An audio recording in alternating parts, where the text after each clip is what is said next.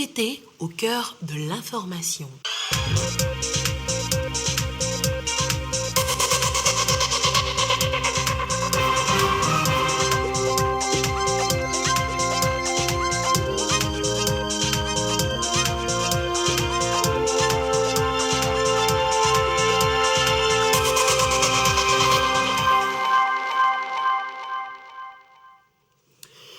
Bonsoir à tous et merci de votre attention. Dans l'actualité ce soir, la convention de la Finlande, que comprendre exactement? 5 pays dans le Togo sont réunis à Lomé ce jeudi pour en savoir un peu plus et dans l'intérêt de tous.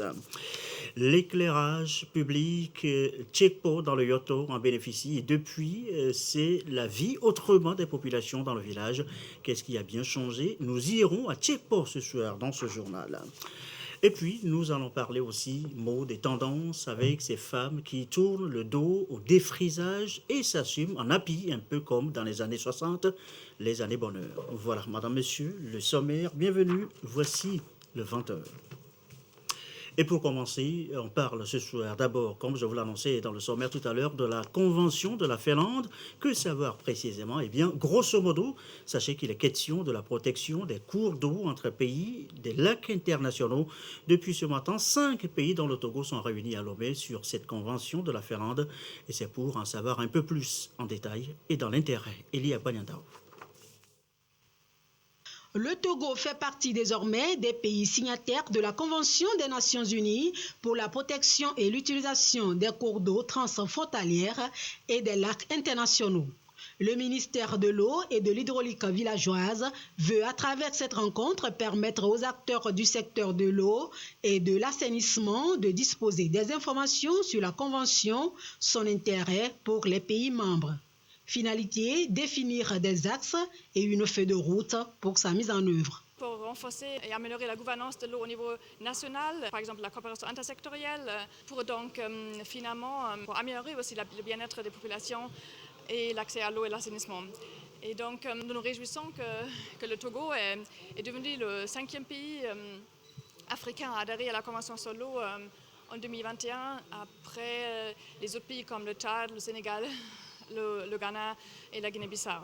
L'Union européenne et le PNUD s'engagent à apporter leur contribution pour une gestion efficace de ces cours d'eau. Nous étudions également avec d'autres partenaires la possibilité de rationaliser l'utilisation des eaux souterraines et les eaux de surface et d'augmenter la capacité de stockage d'eau pour le développement agricole.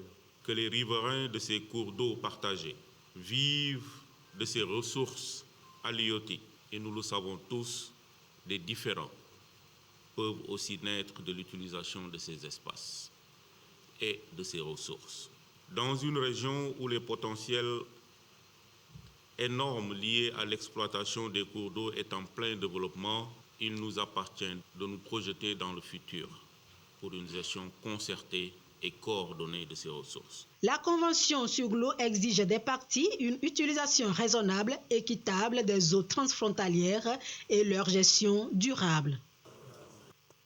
Des lacs, des cours d'eau, Lomé en compte, l'intérieur du pays encore plus, et des cours d'eau pas toujours bien entretenus. Il n'est pas rare en effet, par exemple, de voir à la surface des eaux recouverte de sachets plastiques flottants, et ce n'est pas sans conséquences sur l'environnement et sur notre santé. Mais comment? Bon à savoir, et c'est dans ce reportage de Ulrich Amega. Tout en bordure de cette lagune, une marée de déchets, la plupart des plastiques. À la surface de l'eau, des sachets qui traînent, ainsi que des bouteilles d'eau. Non loin, des tuyaux de canalisation qui inondent cette lagune de déchets de tous ordres. Toute une panoplie d'actions humaines ici remarquées, non sans conséquences sur l'environnement. Le plastique maintenant ne se digère pas très rapidement dans les ressources en eau. Sur le sol, c'est-à-dire toutes les conditions réunies avec les micro-organismes, mais au niveau des milieux aquatiques, le constat est très alarmant. Alors, nos ressources en eau maintenant constituent aujourd'hui les réceptacles même de tout ce qui est produit comme déchets au niveau du continent. Alors, ces déchets plastiques maintenant ont des conséquences néfastes sur la vie faune aquatique, notamment par l'ingestion même de ces plastiques-là maintenant par certains par certains animaux aquatiques, et aussi la limitation aussi de la photosynthèse au niveau du milieu aquatique. Alors, or, c'est cette photosynthèse qui permet de pouvoir maintenant produire maintenant les phytoplanctons qui constituent maintenant une source d'alimentation aux animaux maintenant qui vivent dans l'eau. Mais malheureusement, cette photosynthèse-là ne pouvant pas se produire à cause maintenant de l'écran que les plastiques maintenant sont en train de donner, fait en sorte que leur production maintenant est beaucoup plus faible. Et par surcroît, donc il n'y a pas assez de nutriments au niveau du milieu aquatique. Alors, de l'autre côté aussi, les conséquences maintenant qu'il faut aussi signaler, c'est par rapport maintenant à l'ingestion même de ces sachets-là par les animaux. De plus en plus, nous avons ces derniers moments les échouages maintenant de baleines que nous constatons ces derniers moments.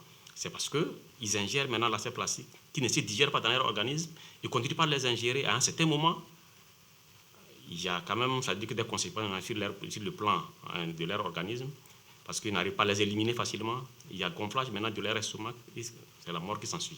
Le plastique dure en moyenne 400 ans. Ça perturbe tout le cycle de la vie. Et donc leur production même engendre des émissions de gaz à effet de serre qu'aujourd'hui nous incriminons comme les responsables du réchauffement climatique. À côté, des pêcheurs en pleine pêche pour fournir du poisson aux populations. Des populations qui arrivent à ces endroits au quotidien pour s'approvisionner en produits issus de ces eaux au risque de leur santé. Quand nous les consommons, les maladies que nous pouvons avoir par rapport à ça, c'est les gastro-entérites qui peuvent s'exprimer généralement par les douleurs abdominales, diarrhée et vomissements, les hépatites virales, l'hépatite A et l'hépatite E, les ulcères, le cancer de l'estomac qui est lié à la pollution de l'eau, essentiellement due à une bactérie qu'on appelle Helicobacter pylori.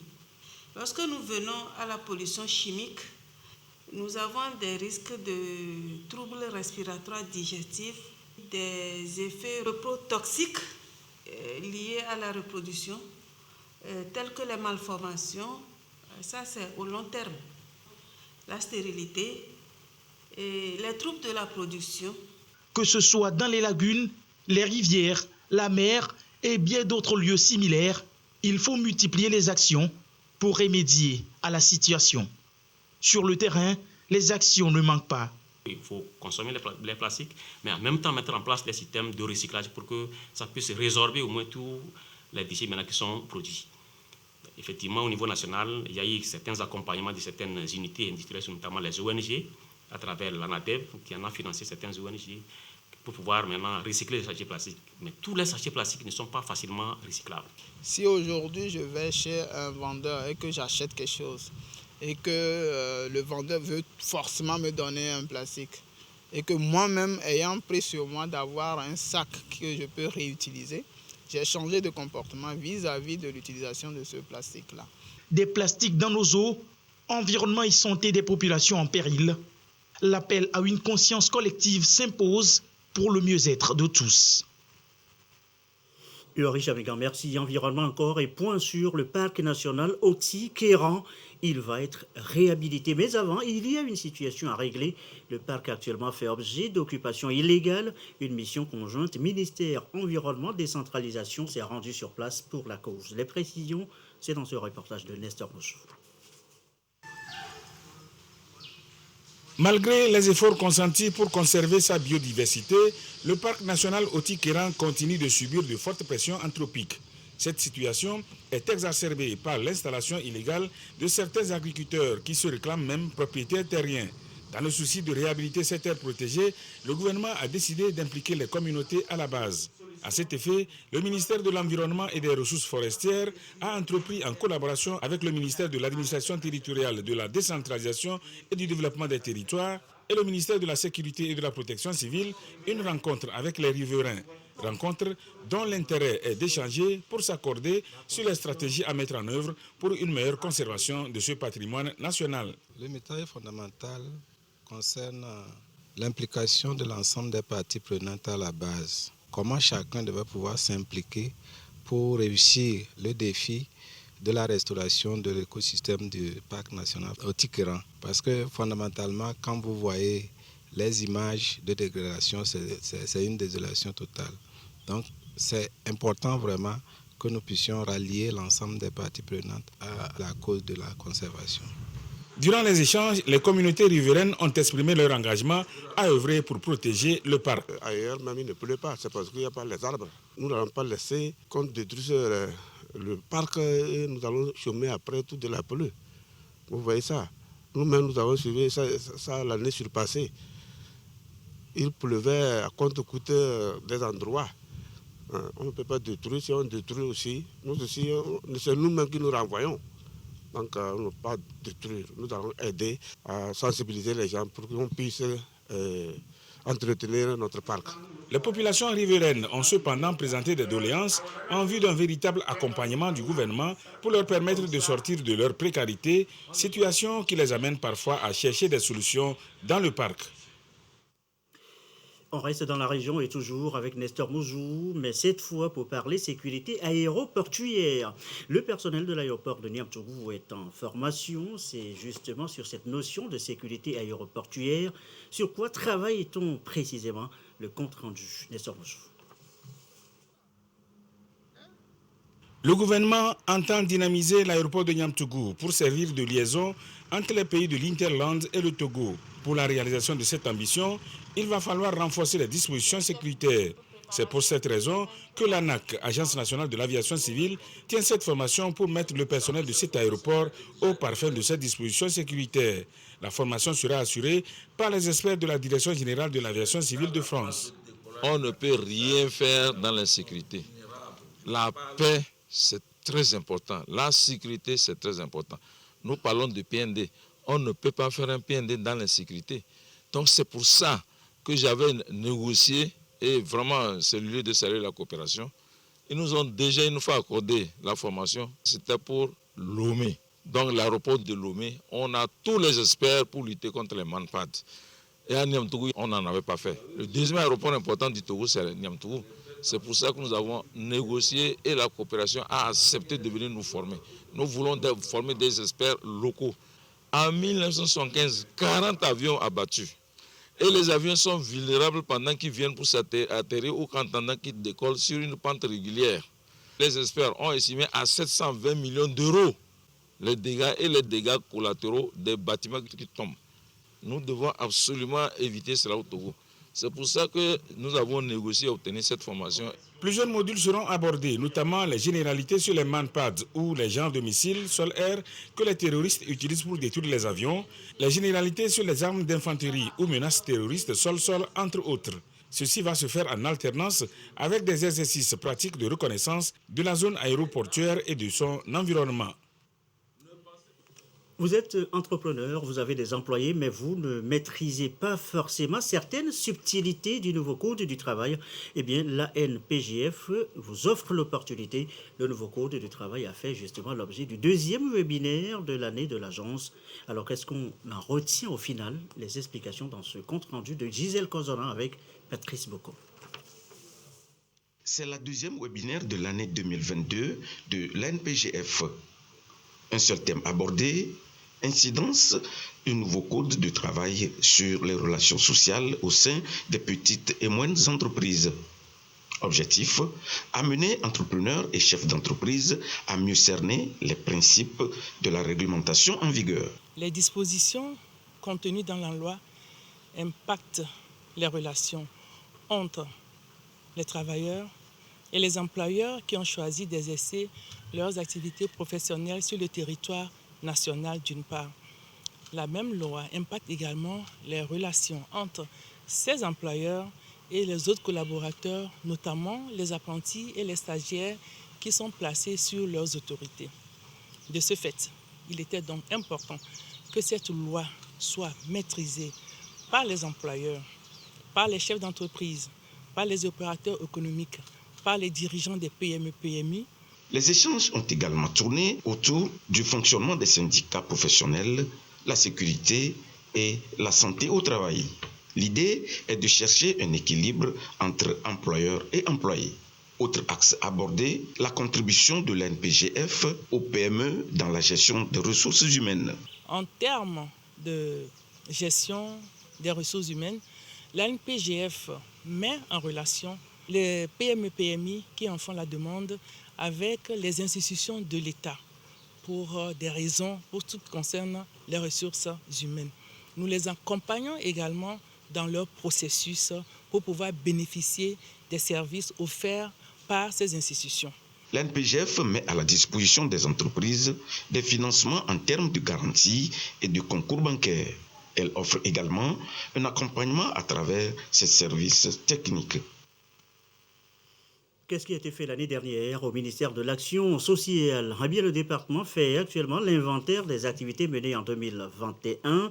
Exercice à Takpamé. Objectif, revoir la copie et faire encore mieux et plus l'année prochaine. Sylvain Rapouchou. En 2021, un budget général de 1,128 400 000 francs CFA a été alloué au ministère en charge de l'action sociale. Ce fonds a permis d'intervenir sur le terrain à travers des actions au profit des populations et surtout de répondre à l'as 1 de la feuille de route gouvernementale 2025 qui a ambition de renforcer l'inclusion et l'harmonie sociale. Environ 742 578 bénéficiaires ont été touchés et ceci dans divers domaines. Dans le domaine de la lutte contre les vulnérabilités des personnes handicapées, des personnes âgées, l'assistance aux malades indigents, aux personnes victimes des catastrophes et aux réfugiés, 383 282 personnes ont été touchées en termes de prise en charge, de formation et de sensibilisation, entre autres. En matière de protection de l'enfant, notamment la prévention et la prise en charge des violences, la lutte contre la traite et le développement du leadership des adolescents, 110 576 personnes ont été touchées. S'agissant de la promotion des droits des femmes et des filles, de l'autonomisation économique, de la lutte contre les violences basées sur le genre, le développement du leadership féminin et la promotion de la fille, nos actions ont atteint 301 581 personnes. En ce qui concerne le domaine de l'alphabétisation et de l'éducation non formelle, 17 208 personnes ont bénéficié de nos interventions au cours de l'année 2021. Ces résultats montrent à suffisance que des performances ont été enregistrées, d'où cette revue annuelle pour passer au peigne fin les actions menées, tirer des leçons pour poser un nouveau jalon pour l'année 2022. Nous pensons en 2022 toucher les communes plus les communes, comme on dit, gérer c'est prévoir. Donc nous allons voir au cours de cette rencontre comment communaliser nos centres sociaux pour que nous puissions répondre plus aux attentes des bénéficiaires. Nous aurons aussi au cours de cette revue-là à toucher aussi comment faire pour que nos actions soient plus visibles. Tous les acteurs impliqués vont durant 3 jours analyser les résultats et les performances, faire l'état d'exécution de la feuille de route de chaque programme. Ceci en vue de définir de nouvelles orientations et des plans d'action conformément au plan stratégique du ministère. Voilà, et l'année prochaine, eh bien, c'est cette année 2022, vous l'aurez compris. Il est 20h19. L'actualité à l'étranger, le Bénin, une nouvelle fois victime d'attaques djihadistes. C'était dans la nuit de mardi à mercredi. Bilan 6 morts, 10 blessés. L'attaque a été perpétrée dans un parc naturel transfrontalier géré par le Bénin, le Burkina Faso et le Niger. Les dernières nouvelles font état de forte présence militaire dans la zone, le nord Bénin. La presse quinoise parle de tempête des tropiques. En effet, l'Ouganda est sommé de payer 325 millions de dollars à la RDC. C'est une décision de la Cour internationale de justice pour agression et pillage des ressources naturelles de la RDC et par l'Ouganda. Regardez. 325 millions de dollars, c'est le montant fixé mercredi par la Cour internationale de justice et que l'Ouganda devra verser à la République démocratique du Congo en guise de réparation suite à la guerre qui a opposé les deux pays pendant 5 ans entre 1998 et 2003. La somme, fixée par la plus haute juridiction de l'ONU, est nettement éloignée des 11 milliards de dollars que réclamait la RDC dans cette longue bataille juridique face à son voisin.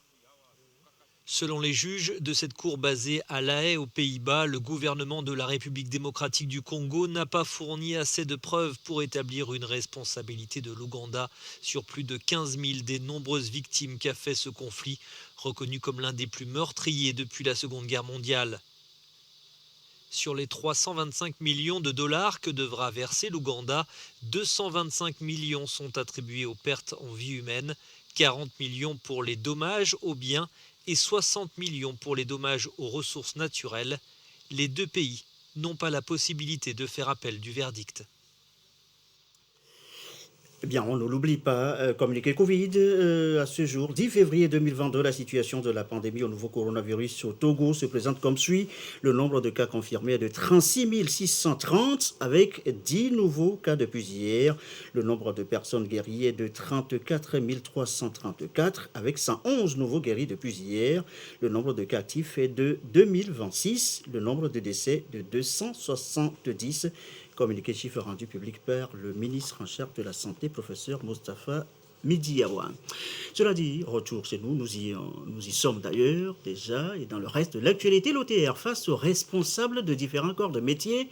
C'était hier, objectif de la rencontre, les innovations de la loi de finances, exercice 2022. Il faut que chaque partie soit au même niveau de compréhension. Écoutez ça là. C'est un peu comme un rappel à l'endroit des responsables des différents corps de métier de l'économie togolaise. Point par point, il décortique la loi de finances exercice 2022. Une loi dont les grandes innovations ont fait l'objet de débats avec l'Office togolais des recettes, OTR. Il y a une ordonnance qui avait été prise en 2020 qui avait consacré des mesures d'allègement de la charge fiscale et des mesures d'accompagnement aux opérateurs économiques. Et ces mesures avaient impacté aussi le travail de l'administration fiscale, notamment les contrôles fiscaux. Donc la loi de finances progressivement a levé ces mesures et il fallait expliquer aux opérateurs économiques qu'est-ce qui a motivé cela et comment ça va se prendre avec la nouvelle situation. Les contrôles fiscaux vont reprendre. La loi a toujours un esprit. Nous sommes partis de l'exposé des motifs pour expliquer à fond qu'est-ce qui a motivé le gouvernement et expliquer comment nous avons pris en compte les préoccupations de ces opérateurs qui ont été initiés et impliqués à la base dans l'élaboration de la loi. À travers ces échanges, l'OTR veut amener les parties prenantes à mieux maîtriser la loi sur toutes ses formes et à jouer leur partition dans sa mise en application. On a échangé sur un certain nombre de sujets, ce qui a changé avec la nouvelle loi des finances, ce qui a été ajouté. Tout n'a pas été pris en compte, mais beaucoup de choses ont été prises en compte et pour ça, je pense que nous devons remercier et féliciter les autorités fiscales du Togo. Plusieurs doléances posées ici seront reportées au gouvernement. L'Office togolais des recettes prend des dispositions pour que cette loi de finances exercice 2022 ne souffre d'aucune difficulté dans sa mise en œuvre. Nous souhaitons la même collaboration avec les différents corps de métier du Togo, donc dans la bonne exécution de cette loi de finances et effectivement à la réalisation des différentes missions que le gouvernement a visées en l'élaborant et en adoptant cette loi de finances 2022. Ces assises font suite à celles tenues avec les journalistes il y a quelques jours. D'autres acteurs sont aussi ciblés pour les mêmes objectifs. Je vous l'annonçais au sommaire, eh bien nous y sommes. Je vous amène maintenant à Tchekpo, c'est dans le Yoto, pas loin de Tablibo. Pourquoi Tchekpo ce soir? Eh bien c'est parce que la vie là-bas est autrement depuis que le village jouit de l'éclairage public. Christine Peteki-Aloudé est allée regarder au plus près le quotidien des populations. Voici son reportage. Tchekpo Dedekwe, village dans le Yoto, à une vingtaine de kilomètres de Tablibo. Basile, menuisier dans ce village, a depuis un certain temps plus de facilité à travailler le bois. Le bois arrive ici sous la forme carrée, nous redressons, scions et donnons la forme. Toutes les machines fonctionnent à base du courant. Sans le courant, nous ne pouvons pas travailler. Kodjo vit de son côté est soudeur. Après quelques aventures sans succès hors du village, c'est lui aussi installé à Tchekpo, encouragé par les nouvelles conditions de travail sur place.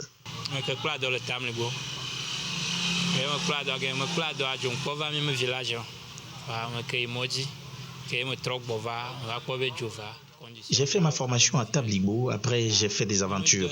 À mon retour, j'ai vu que les conditions se sont beaucoup améliorées, ce qui m'a motivé à y rester. Mon travail et l'électricité sont intimement liés.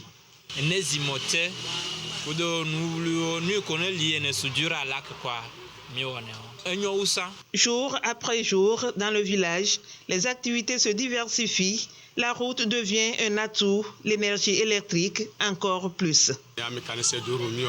Je suis un mécanicien à 2 roues. Avant, nous plions à 17 heures. Mais avec l'électricité, nous prolongeons jusqu'à 22, voire 23 heures. Ce qui nous permet aussi de gagner encore plus.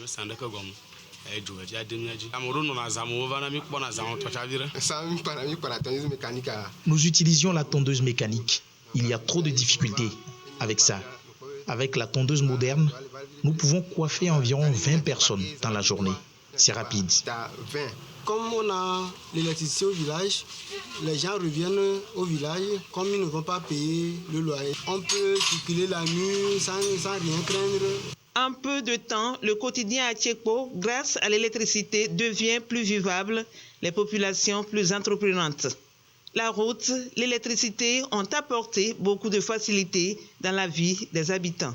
Tout a commencé par se développer. Il y a des activités qu'on ne faisait pas dans le village. Pour les faire, il faut aller à Tchévier. Comme le village est éclairé toute la nuit, donc ça donne beaucoup de travail aux voleurs aussi. Comme il y a l'électricité même dans les écoles, il y a des nuits, les élèves s'en vont étudier. Ainsi va la vie à Tchekpo de Dekpo. L'électrification de Tchekpo n'est qu'un exemple parmi tant d'autres. Le Togo veut porter son taux d'électrification à 90% d'ici à 2030. Et c'est dans la logique de l'accès aux droits fondamentaux humains, notamment le droit à l'électricité. Christine Péchekialoudé, merci. Allez, on parle maintenant. Mot de tendance, jeunes, adultes, rompent avec le défrisage. C'est le retour au naturel, comme dans les années bonheur, les années 60. Le napi, de plus en plus présent, coiffe la tête des femmes de nos sœurs, épouses et mères. Napi, bien plus qu'une mode, c'est le dossier de cette édition, dossier signé Edwige Atapa Bassabi avec Dodo Aré. Est-ce un retour au naturel ? En tout cas, Aïda fait partie de ces femmes qui veulent s'assumer.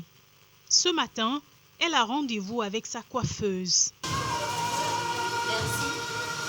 Bref échange sur le modèle, Aïda est prise en charge.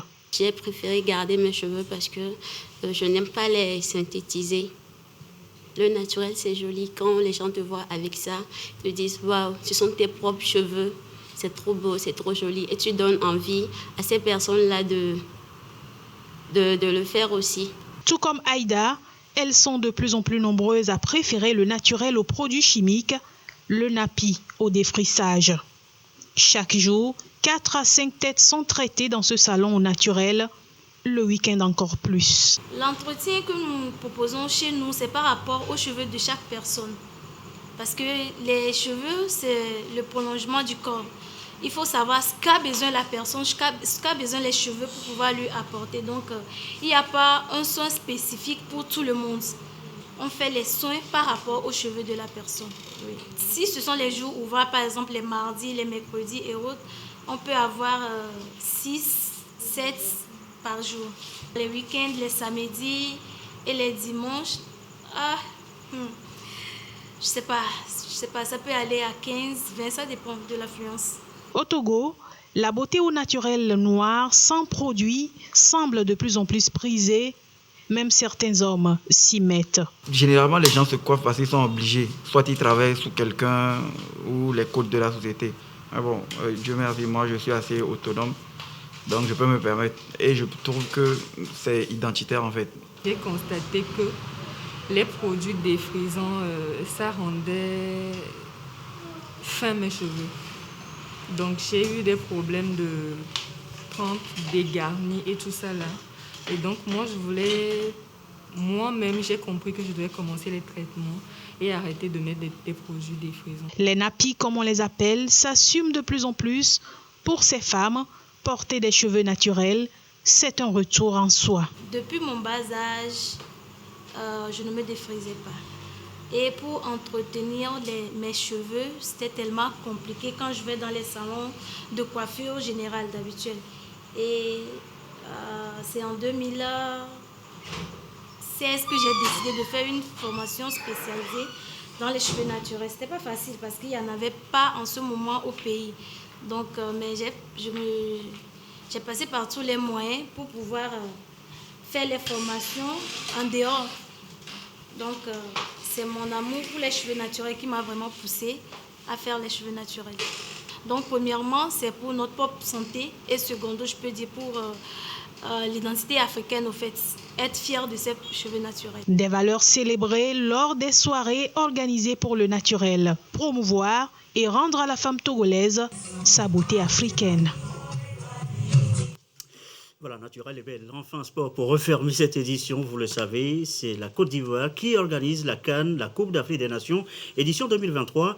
Une mission de la CAF, la Confédération africaine de football, vient d'achever une mission d'inspection sur place. Les premières impressions sont plutôt bonnes. La CAF appelle à maintenir la dynamique. La CAN 2023, dans un an, à peine bouclée, la CAN 2021 au Cameroun. Une CAN remportée, vous le savez, par le Sénégal avec en prime cette onde d'émotion qui fait couler les larmes. Vous allez le voir à un joueur qui n'a pourtant disputé aucun match, mais qui a réussi à entraîner dans son émotion les deux commentateurs de la télévision nationale sénégalaise. Regardez, écoutez. C'est pas seulement une personne. Thierno Dramé, submergé par l'émotion.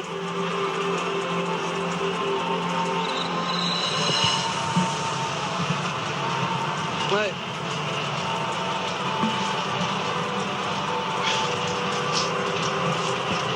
Il va falloir que tout le monde tienne, surtout nous qui devons commenter ce match-là.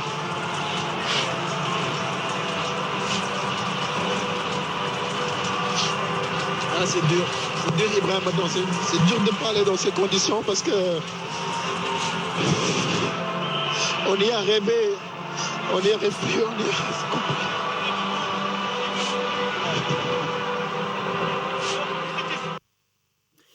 Et voilà, il n'y a que le football pour produire de telles émotions. Il faut que ça nous arrive aussi un jour. Fin de cette édition. Merci à vous qui nous suivez ce soir à Dakar, sur la Corniche, et à Tchekpo dans le Yoto. Et comme d'habitude, toujours fidèlement. Très belle soirée.